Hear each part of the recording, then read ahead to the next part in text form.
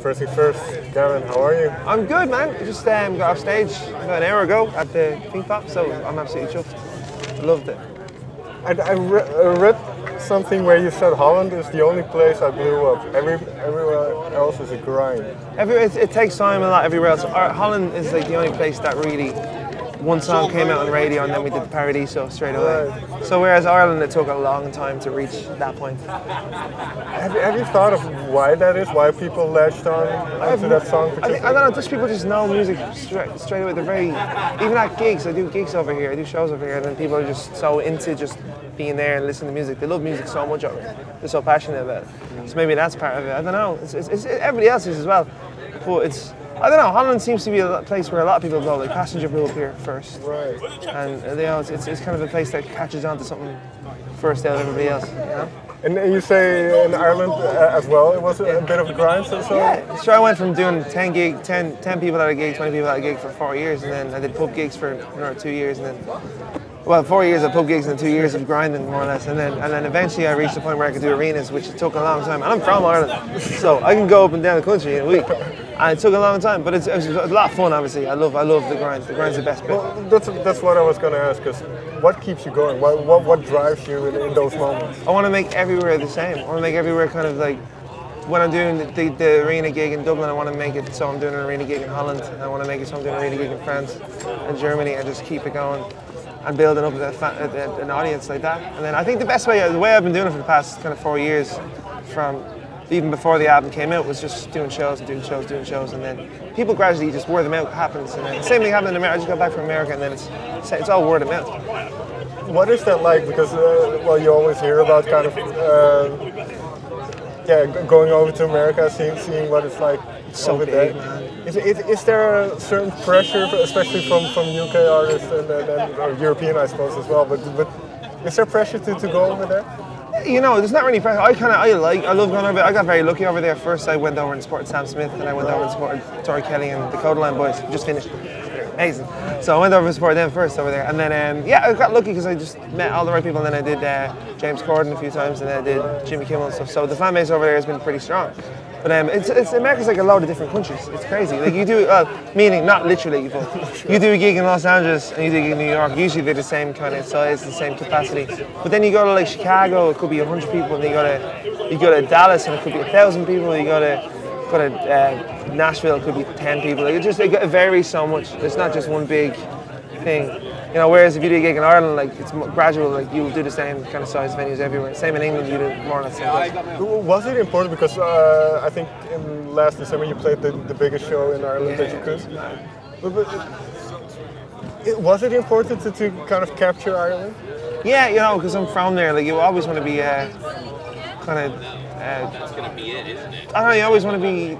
No, just kind of. You always want to be enjoying it where you are living. There's nothing better than going to a gig in Dublin and it's 15,000 people and you literally live 5 minutes down. You can walk home from the venue. Right. You know, I grew up a 20-minute walk away from where I played the gig. And I bet my dad, when I was 13, I went to see Velvet Revolver in that gig, and I bet him €5 that I'd be playing there next year, which I would have been 14. Obviously, I didn't do it at 14. But I was 24, we did it. So it was one of these things, just like, he came up on stage as well. He came up with sound check and said, "Here's a $5." No, I was going to ask, did he? Yeah. He actually framed a $5 and he put it in a little frame, and it was very cool. Because that's a very interesting point you made. Because growing up, you're saying, "I want to be a musician. I'm going to play all the bars." And what did your environment think of what you were doing? You know, when I was in school, it's like anything. You know, it's like, why are you doing that? Why are you playing music? You should be doing like a real job and stuff. Right. My mum and dad were the best.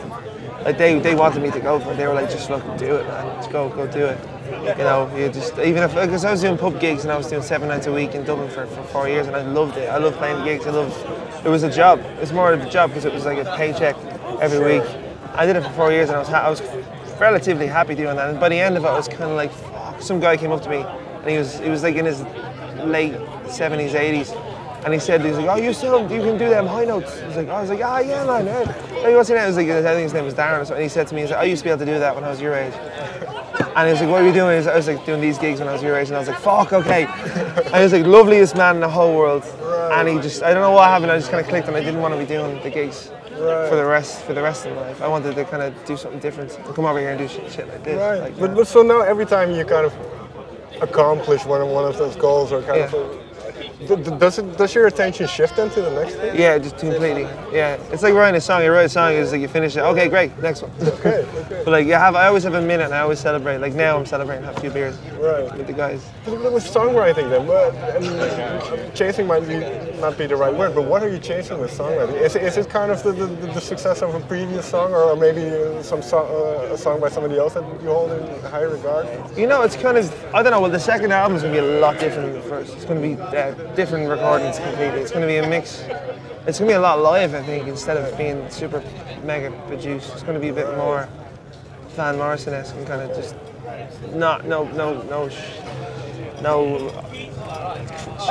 shit in it really. It's like not going to be like a polished, perfect album. I wanted to make it so it's a bit more realistic and stuff. And then we've talked about your love for playing live before, but how come? Because I think your first album, before even your debut album, came out was Live at Wheeling. Yeah. So that live sound, what do you hear differently from a live sound than from a studio? It's just raw. Like you hear a lot of flat notes, a lot of bum notes, but it's nice because there's more feeling in it. Because you can go on stage and sing in front of like 500 people, and you're gonna sing your heart out. But if you're in a box in a studio, you're gonna sing for nobody really. So you're gonna sing in key more or less. Well, for me, it's harder for me. A lot of people do great in studio.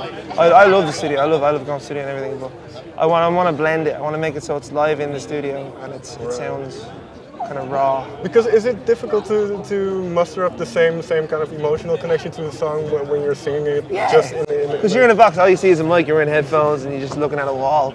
So like sometimes it's very hard to kind of. I've tried loads of things. I tried duct tape over my guitar so it wouldn't make a noise and stuff.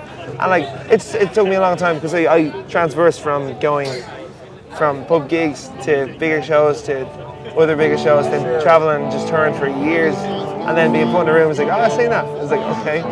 How do I sing? Because you're always thinking too much. You're like, I have to sing this in key and I have to sing everything. But I don't know. For the second one, I just want to be in a room with the bands, just do 5 takes, and just chop it up, and pick the best parts of each take, and just be like, there you go. How far along are you? I've written all the songs more or less. So all the songs are done. I have recorded the single. The single's already recorded. And then I have the second single, third single, fourth single. I'm doing it on the way because I'm on tour until it's going to be released, which is kind of hard. So I'm trying to figure out like if I can have a month off to like actually go in, record it all, boom, there you go, done. So I'm trying to figure that out. Hopefully in September I'll be able to do that, and then See if and then by Christmas, hopefully by Christmas I'll be able to. But so thematically then, because well, for the debut record you kind of have all your life up to that point, and now your life significantly changed. Yeah. Thematically, what have you noticed about what you're writing? I think I've grown up a little bit. Like I don't live at home anymore. I've been on the road. I've met loads of amazing people along the way and stuff. So I've been writing about everything, man. I've been kind of. Yeah, just not extremely different. Definitely a lot different than the first album. But vocal-wise and everything is going to be very similar. Final question then. Tired with Alan Walker? Yeah. What is it like to venture into kind of an area like that? Yeah, you know, it was very strange. I recorded the song with a couple of my friends in London, and then we did it, recorded it, piano, vocal, and then. I kind of had it, and it wasn't gonna. It was like I loved the song so much, and then I had these other songs, and it wasn't fitting in with the other songs, and I was like, damn, what can I do with this song? I really want to have it out somehow. And then Alan Walker came along, and he was like, I really want to use it. I was like, grand, there you go. It's like perfect, and he just changed because it's just a stripped back piano song, and he just changed it up and made it into like the Alan Walker song because he's amazing. He's unbelievable at what he does. So when you hear the finished product, what was your reaction? I just heard it in the car on the way home from the airport, and I was like, what?